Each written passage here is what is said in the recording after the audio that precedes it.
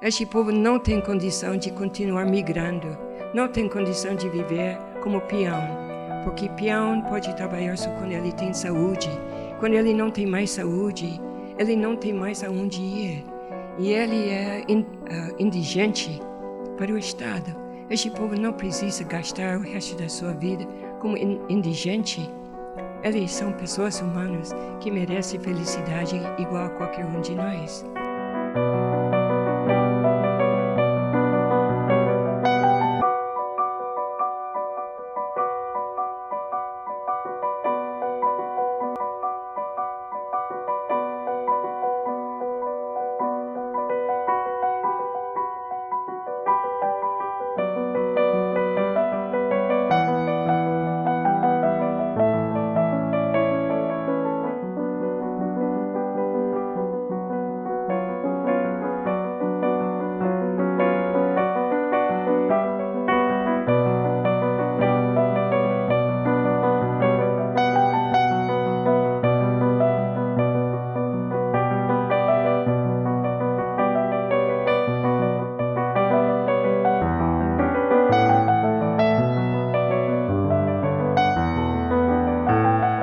We have 70,000 papers going out every month to different parts of the country and all over the world, expressing not just a sense of charity, trying to write in the paper, we're all trying to write about another kind of a social order in which men are given an opportunity to develop their capacities, their talents, their abilities, and don't have to go around selling their labor and suffering this degradation and the shame of unemployment.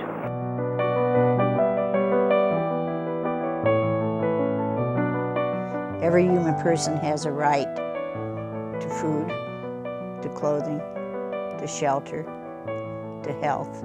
And I believe that this was their call. And they're calling us to task always in the same way.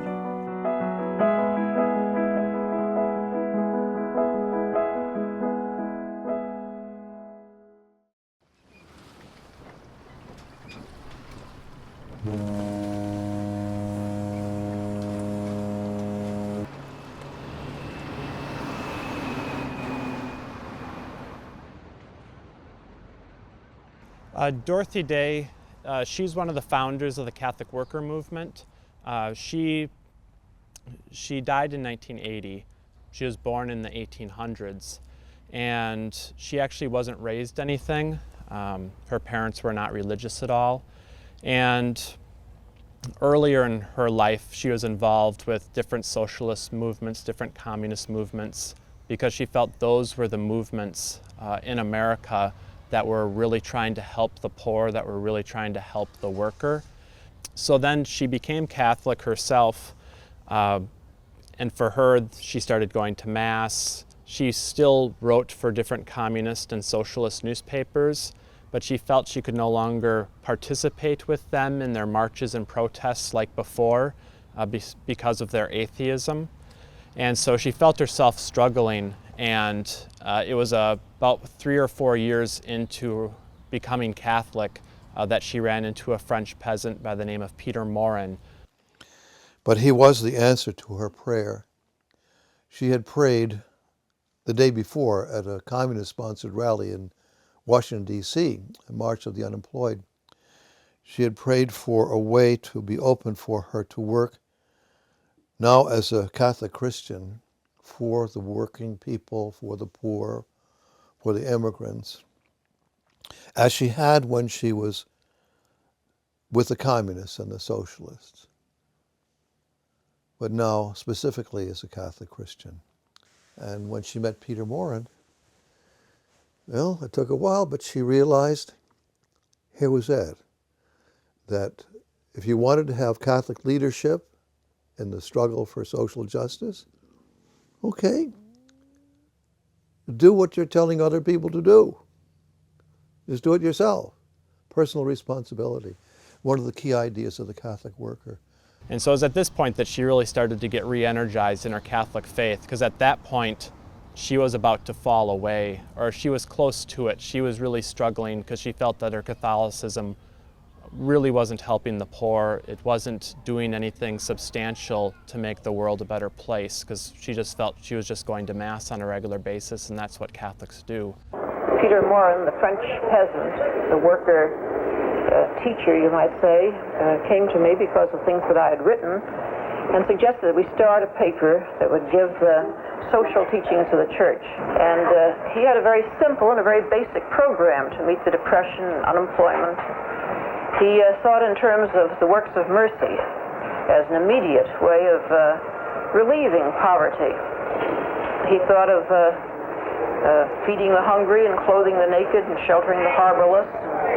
All of these are part of the works of mercy, you know. And he suggested houses of hospitality and farming communes to sort of reestablish some measure of ownership of property, and also to restore a common ownership of property like that of the early Christians. Dorothy said, well, the only thing that we really can do is a paper. I mean, I come from a journalistic family. I'd love to have a paper. Okay, we'll produce a paper.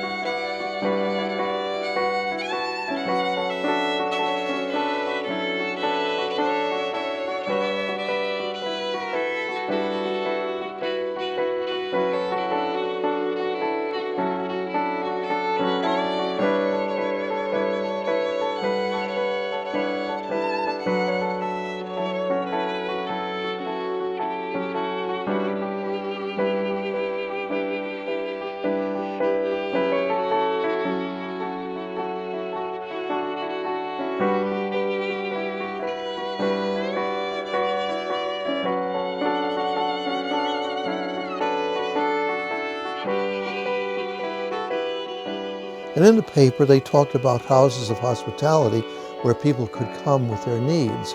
So people started knocking on her door saying, where's the house of hospitality? I'm in need. And, well, there wasn't one. So there had to be one. So she simply rented an apartment.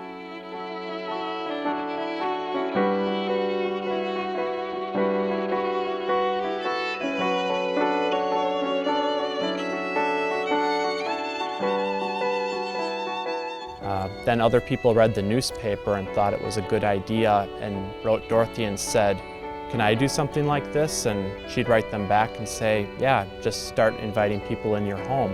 And so the Catholic worker movement all of a sudden started having houses popping up in Milwaukee and Chicago and in different parts of the United States.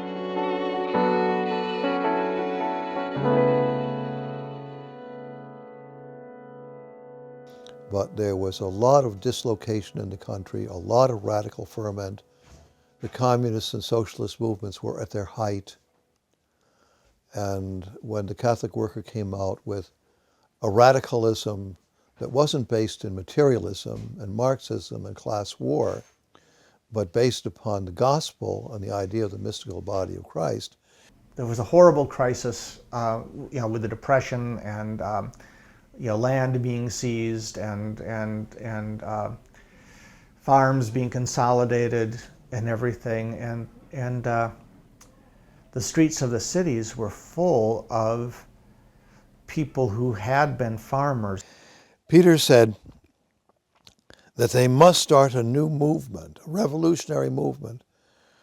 We have a red revolution, and that's not good enough. We have to have a green revolution.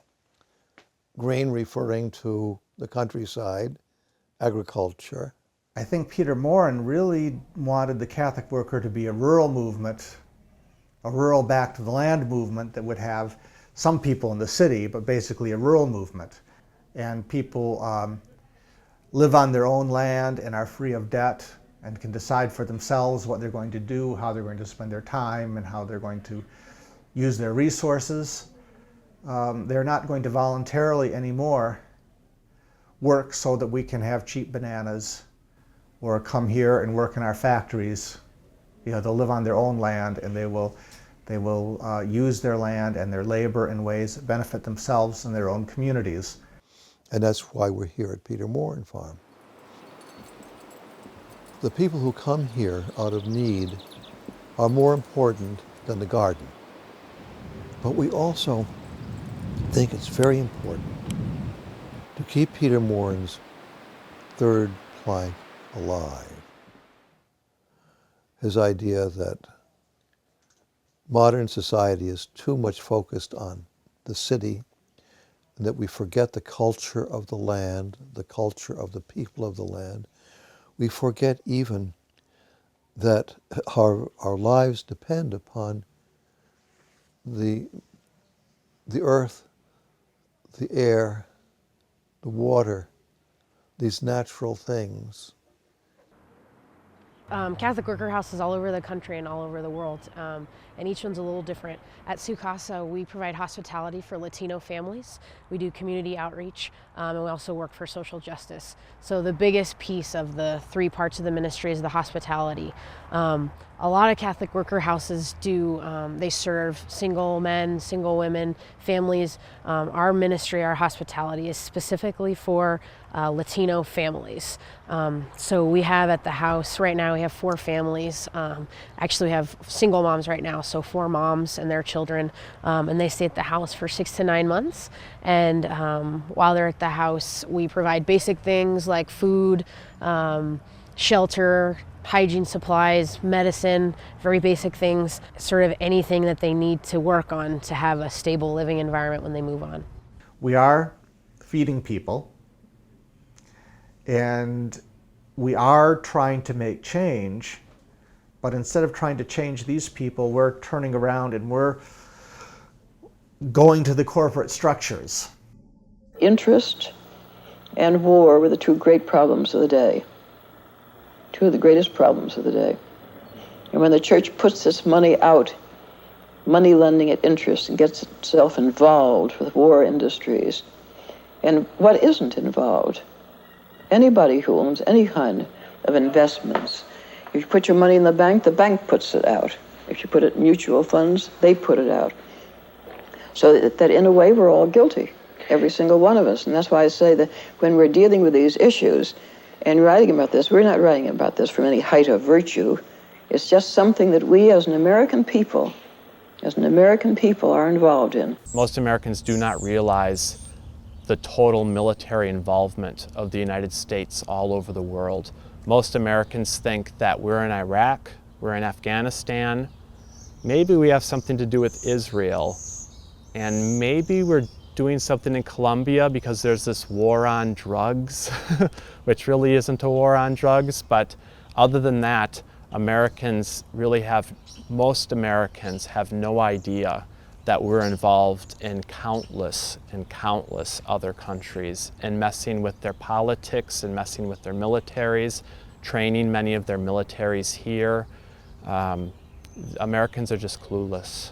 George Kennan was a State Department analyst after World War II. You might have heard his name. He later became a big advocate for nuclear disarmament. But he wrote a policy paper in 1949, after World War II, for the State Department that was classified until the 1970s, where he said that the reality of the world is the United States controls 60% of the world's resources with 5% of the population. And he said we must find a way to maintain that disparity without compromising our security.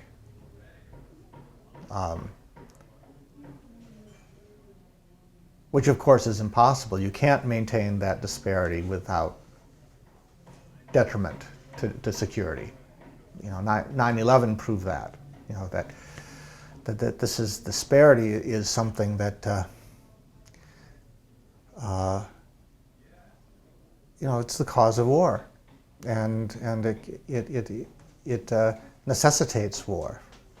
In a world where some people are very rich and some people are very poor,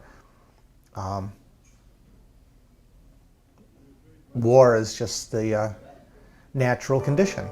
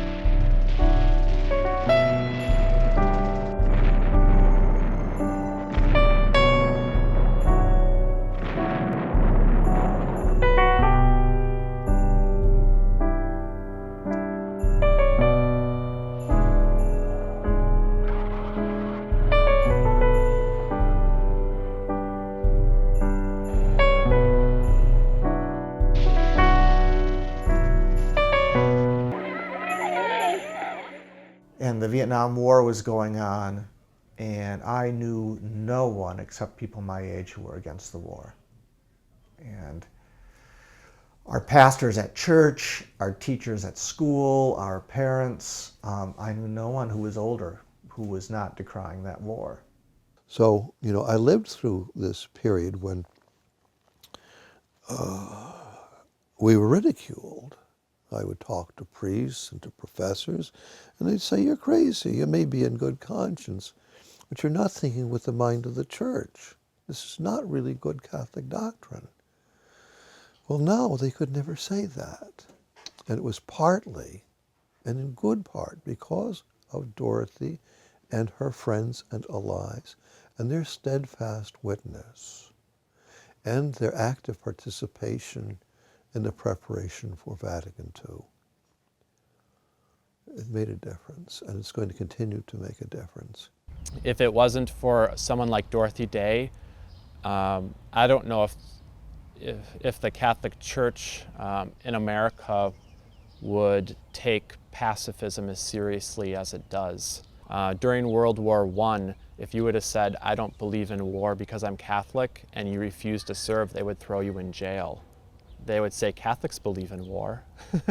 But it is, I think, largely due to the influence of Dorothy Day that in World War II, and then of course now in Vietnam, and since then, conscientious objectors are considered, and pacifism itself is considered a legitimate stance for Catholics in America. And when I got to New York City, and meeting people like Dorothy Day and Dan Berrigan and Phil Berrigan, Liz McAllister, all these people got to be my friends. And I saw older people who were doing everything they could, who were risking their lives and their fortunes, and were going to prison, losing their jobs to try to end the war. We started the very first demonstration against the war. It was the 16th day of July, 1963. And there were only two of us. The first demonstration against the war was 2 men. But what I did was I told all the peace people in New York that the Catholic worker was having an ongoing demonstration at this place, the home of the permanent representative of Saigon to the United Nations, and that on the 10th day, everybody should come and join us. I didn't say it was only 1 or 2 of us a day. Well, 250 people came, and we had coast-to-coast television. And that was the beginning of the Vietnam War movement, anti-war movement. All we are saying is give peace a chance. Everybody! All we are saying is give peace a chance. All we are saying. And I think that today there is certainly the beginnings of a movement of nonviolence all over the world. Of course, the teachings of Gandhi in India, and Vinoba Bhave today, his successor, and then the work here in our country of the Martin Luther King movement and the Cesar Chavez movement in the West Coast. They wouldn't like to have it labeled in that way, but I think that their names are so familiar to people, both in the union field, which interests me very much because I think that it's beginning to work from the bottom up instead of from the top down. It's an entirely different political point of view, and it makes for peace. Probably one of the most famous labor movements in recent American history was during the 60s and 70s. There was a grape boycott in the United States led by Cesar Chavez. And Cesar Chavez and Dorothy Day were pretty good friends. And that was actually one of the times that they were doing a surge in the boycott and in protesting in California. Cesar Chavez asked Dorothy Day to come out, and at the time that was in 1973, and that was the last time that Dorothy Day was arrested. But Cesar Chavez is a Mexican, and they have successfully, for the first time, organized farm workers, not only in California and Arizona, but also in Florida. And so they're bringing to it a very, very deep thinking, and they're thinking in terms of an entirely new social order. There is this effort to become new men and to live with hope and faith in their fellow workers, that man is able to make a different kind of surroundings. Farm workers have terrible conditions in the United States, and there's no laws about them needing to get paid any amount. There's no health care, no vacation, and I think part of it probably has to do with racism in the United States, because most farm workers in the United States are either of Mexican descent or are Mexicans themselves, or maybe from some other country in Central America. And so I think there's a sense, even though many of them might be themselves born in the United States, it's like, well, they came here to work, so, I don't care about them that much. Dorothy Day was realizing that there was a whole subgroup in the world that were homeless, were oppressed, were poor, and she wanted to do something about it. And we wanted to do something about it also, because we were becoming more and more aware of this, I would call it a subclass at that time, of the poor and the oppressed. Quando eu comecei a realmente trabalhar na prática com o povo lá nos Estados Unidos, lá com o povo migrante mexicano, eu trabalhei bastante anos.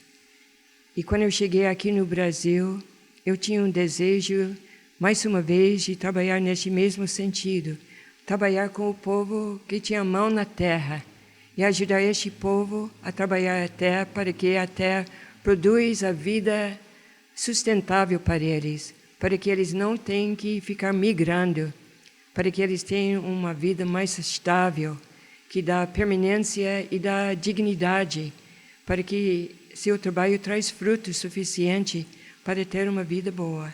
When Sister Dorothy went from Chicago to Phoenix, Arizona, she worked with the migrant workers. And it was there that it deepened her desire to work with the poor and the oppressed.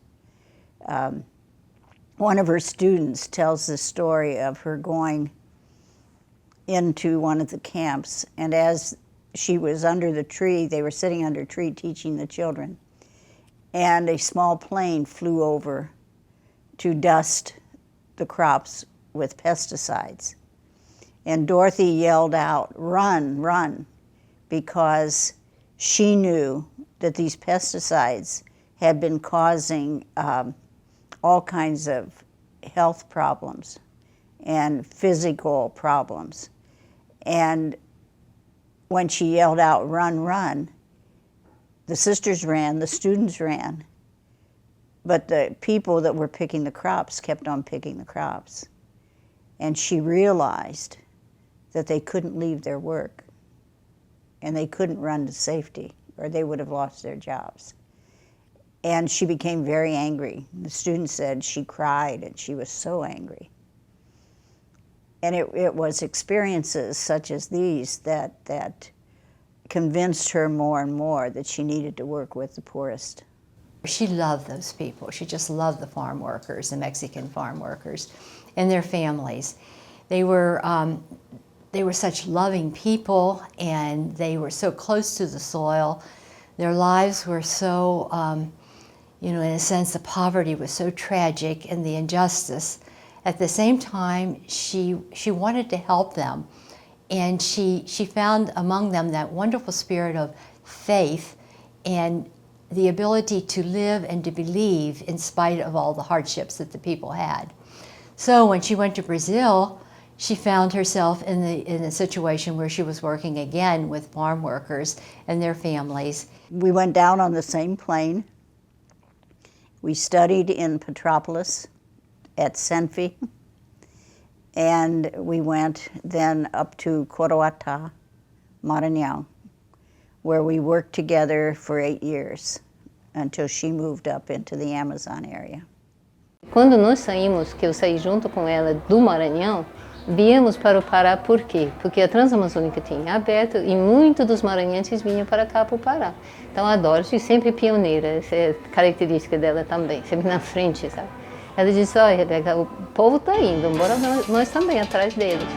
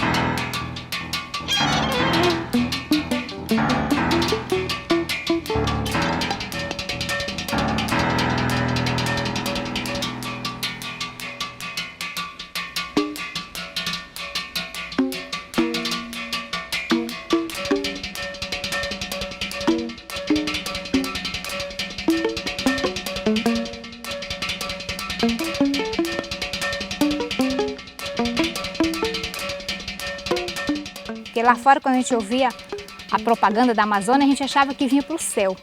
Um lugar onde corria leite e mel. Tão fácil, estrada era fácil, escola, tudo. A gente via assim muita propaganda, né? Então, o meu esposo e meu cunhado na época, né, vieram olhar e tal, se agradaram das terras e aí a gente veio. Eu praticamente não conhecia, nem minha irmã, que viemos junto, né? Aí viemos assim com a cara e a coragem, achando que vinha praticamente para o céu. Quando chegamos aqui que a gente começou a ver a realidade. Muita doença, muita malária tinha na época.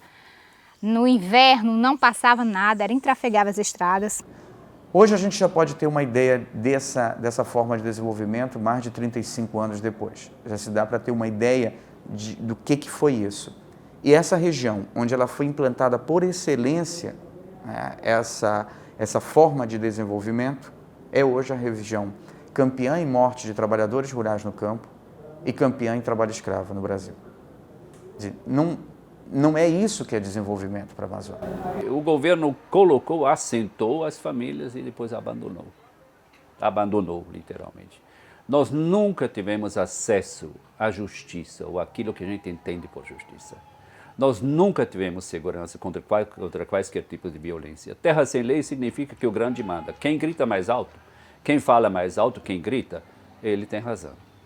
Então tem casos aí que poderia contar, infinitos casos aí, que famílias foram amedrontadas e depois expulsos à bala mesmo. E não tiveram onde correr. As únicas, modéstia à parte, se não fosse a igreja, modéstia à parte, mas a bem da verdade tem que ser dito, se não fosse a igreja, esse povo teria sido na pior. Porque nós, pelo menos, denunciamos esses fatos. Às vezes fomos ouvidos, às vezes ignorados, às vezes ameaçados. Tem organizações de grileiros, fazendeiros, que têm seus pistoleiros. E tem fazendeiros que contratam grupo de segurança que se torna para nós milícias. E eles ficam lá provocando o povo, queimam as casas do povo. Então, essa tensão que nós estamos passando é muito difícil. Primeiro eles chegam com ameaça e tudo, e pedindo para sair e tal, e ameaçando. Aí, quando eles resistem mesmo, eles partem para apelar mesmo. Bota fogo nas casas, que teve vários, né? Principalmente aqui no PDS. Põe fogo nos barracos, bota as famílias para correr com criança e tudo. E arma, né? Bota pistoleiro para atirar, para amedrontar. E se teimar mesmo, eles chegam a matar mesmo.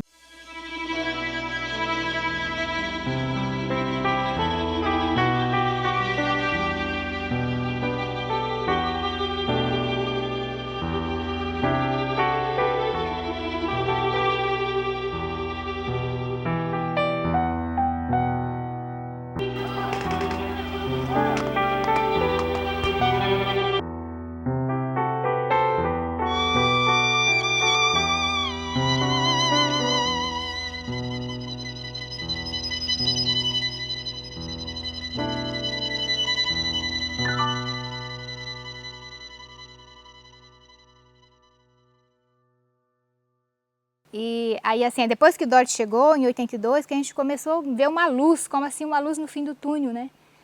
Vendo que a Amazônia tinha solução, né? Da gente permanecer aqui e tentar mudar isso para melhor. She wanted to educate the children. She wanted to form a camaraderie. You know, people work together. She wanted to teach the adults that they could work together and they could make a difference. And if they worked together, they would make a difference. I think that's what she wanted to do. Quando ela chegou aqui em 82, não tinha nada. Esse povo era completamente abandonado pelo INCRA. Era para o povo sair, o plano foi este, mas o povo ficou. Depois foi atrás de educar, formar professores, formar agentes de saúde, foi tudo nessa vida. Depois foi vicinal, estrada, tudo ajudando o povo a se organizar para cobrar e exigir. E era arrancar dente, nunca nada aqui era fácil. E aí começamos uma vida toda, né, junto com ela, nos trabalhos sociais, fundação de associações, na questão da educação, que não tinha nada, né, e o meio ambiente mesmo, né, nessa época ela já... A gente quase não entendia muita coisa não, mas ela já começava a mostrar a importância, né, de preservar a Amazônia, preservar isso aqui, né, segurar a terra para os pequenos, né, os trabalhadores aqui. E aí a gente começou essa luta assim para a melhoria da região. Então nós temos uma paixão e grande para ajudar este povo a ficar na terra, de ter condição de trabalhar a terra com suas mãos, com projetos que o próprio INCRA tem condição de oferecer, que vem oferecendo para nós no projeto PDS, Projeto de Desenvolvimento Sustentável. E este projeto faz com que o lavrador ocupe a terra de uma maneira bastante elevante. Ele vai trabalhar a terra de uma maneira que dá mais vida à terra. Ele não vai destruir a Amazonas. Ele vai ter sua lavoura branca de uma maneira um pouco mais limitada e vai plantando mais bem de raiz que é em harmonia com o que já existe na natureza, para que ele tenha uma vida mais digna. E não exige que ele migre outra vez. O povo está cansado de migrar. Ajudou, porque ela ajudou nós a arrumar esse pedaço de terra que hoje nós temos. E ela ajudou em várias coisas, porque sempre ela vinha aqui em casa e falava: gente, vocês têm que ter força para lutar e segurar o lote. Porque quando nós entramos para cá, que só era uma picadinha, que não tinha ninguém, só era nós. E ela deu bastante força para nós sobreviver aqui dentro até agora. Aí nós já temos nós já botamos uma roça e já temos o que comer. Então a Dorothy se meteu mesmo para fazer essa coisa funcionar. Cadastrava o pessoal, botava. E tanto no PDS como no outro assentamento, o que ela dizia? Não insuflava nada. Ela encorajava e incentivava. Fica aqui, vocês têm direitos, como de fato a pessoa tem. Vocês não têm que sair. Senta aí, finca o pé. É assim. Isso os outros chamavam isso de insuflar. A gente chama isso de incentivar. Mas não para conflito. para ficar na terra, simplesmente ficar na terra. A vida dela mesma ficou à disposição dessa população que lutava contra o modelo predatório de desenvolvimento predatório. Lutava por esse novo modelo, o socioambientalismo, que a terra não ficasse na mão de poucos proprietários rurais, mas sim que fosse dividida por essa imensa gama de trabalhadores rurais e que sabiam como utilizar os recursos da floresta sem degradá-la. Brazil has about 30% of the world's biodiversity. And so can you imagine when somebody chops down a tremendous area that burns for 10 days and we've lost forever all that biodiversity that took thousands of years for all of this plant life to originate and to develop. And we've lost in one fire. It's gone forever. And so how can we help bring an awareness of what's happening? Because we have many magnificent animals, birds. We desire that the future generations have a chance to know about these. We see a terrible climate change here, and that's one of the big things that makes me as a person work. When I came here, we had 9 months of rain, and we're down now to 5 or 6 months of rain. I feel we're all responsible to reduce global warming so that there's a tomorrow, so that there's a chance for people to live and enjoy the beauties of this magnificent world. Our lifestyles as Americans, they simply have to change. How we're living is just not sustainable. It's just impossible. We're seeing that with the environment, all kinds of things, the economy and the peak oil and all these issues. We're running at a brick wall. When Peter talked about going back to the land in the 1930s, it sounded like a romantic idea. It sounded even reactionary. A lot of people took it as reactionary. It wasn't practicable. It didn't make any sense, given the real needs of the world as they were perceived at that time in the 30s. And came the 40s and the 50s and the 60s, and nothing much changed in that regard. But then, little by little, we became aware that the Earth is under siege. The biosphere is under siege. It's not just pollution, it's global warming, it's the rising seas, it's the lack of arable land, it's time that we took Peter Morin's idea and put it into the 21st century. It makes a lot more sense than people thought. It's a very urgent concern now.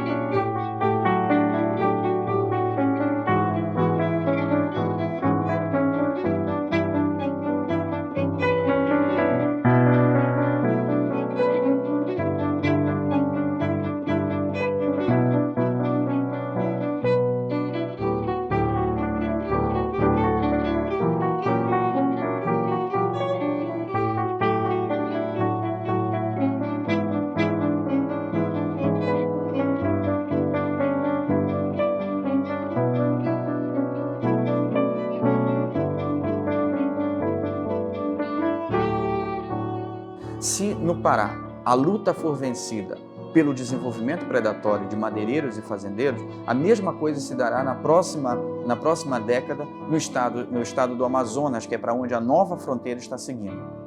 Se a luta que se ganhar for a do socioambientalismo, a dos movimentos sociais, que querem desenvolvimento, sim, mas exploração racional dos recursos da floresta, que não vem monocultura nenhuma como desenvolvimento, e sim a exploração de todas essas culturas, como fazem os ribeirinhos há centenas de anos, é esse modelo que vai se ter transportado na próxima década para o estado do Amazonas. Então, o Pará é apenas a porta de entrada da Amazônia. O que está em jogo aqui é saber quem vai vencer essa luta, porque aquele que vencer terá a Amazônia toda como prêmio. Mas minha grande preocupação é o povo aqui do PDS Virola Jatubá, onde houve morte no dia 30 de maio. E o povo vive muito assombrado, porque eles vivem dia e noite sem saber se eles vão atacar outra vez. Vieram 2 vezes encapuçados, e o povo tem mulher, criança. And I was just so worried about her then. And I was afraid that there were a lot of false accusations. And I was afraid that she would end up in a Brazil jail. And I was just very, very afraid for her. And I said, Dorothy, are you sure you should go back? And I'll never forget, she was just standing there, her sandals, her culottes, her t-shirt, and her big smile. And she said, I have to go back. She said, these are my people. The last time that I talked to her on the phone, which was February 2nd, 2005, was the first time I had heard her down, sad, because she was primarily a very happy person. And she was very upset because she had asked the police for protection for the people in Esperanza, and they would not give it. And the day she went to Esperanza, on the 11th, she called her brother David, and she told him that she was calling him to tell him to pray for her because she was going to go to Esperanza and she was nervous about it. So was she afraid? Yeah, I think she was. I think we'd all be afraid if we knew we were on a death list. Did that stop her? No. Raifran, por que você matou a irmã Dorothy? Por que, Raifran, você matou a irmã? Por que, Raifran? A sociedade que eu vi da sua boca, se foi você que matou a Dorothy, a mando de quem? Quem mandou? Vou falar para vocês.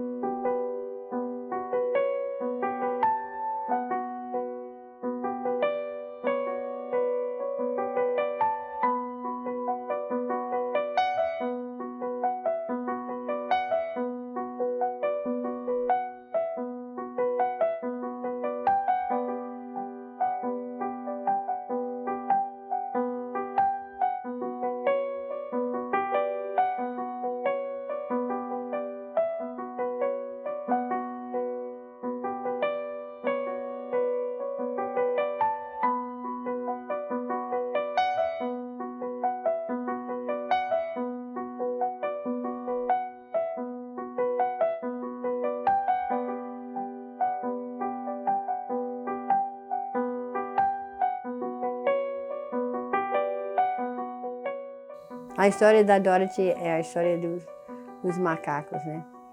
Que história é essa? Né? Que é a história da floresta, né? Que ela sempre começa assim: você já ouviu o macaco chorar?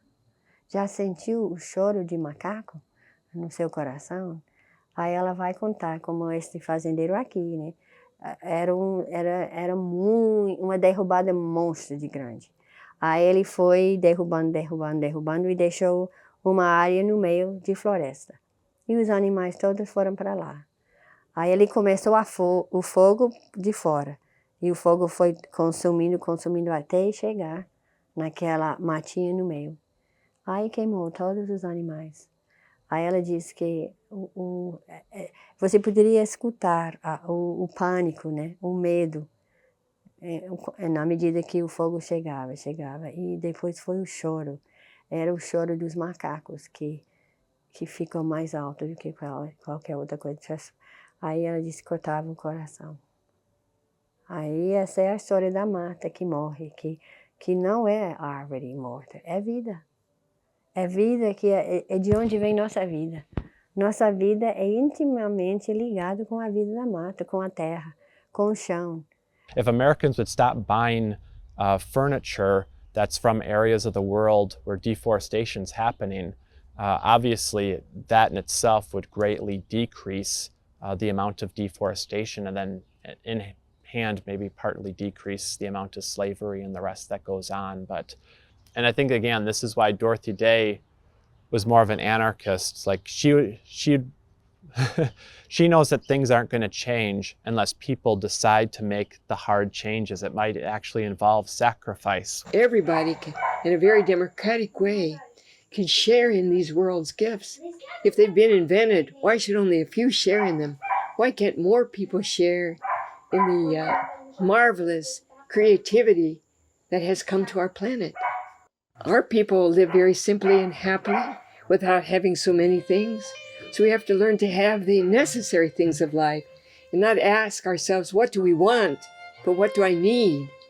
For both Dorothy Stang and Dorothy Day, the cause is people, and the love of people. And both of them spent their lives trying to make it possible for people to realize their own human dignity and the potential that they have as people. And I think that's what both Dorothy Day and her friend Peter Moore and Dot Stang did. I think they saw what could be good in people.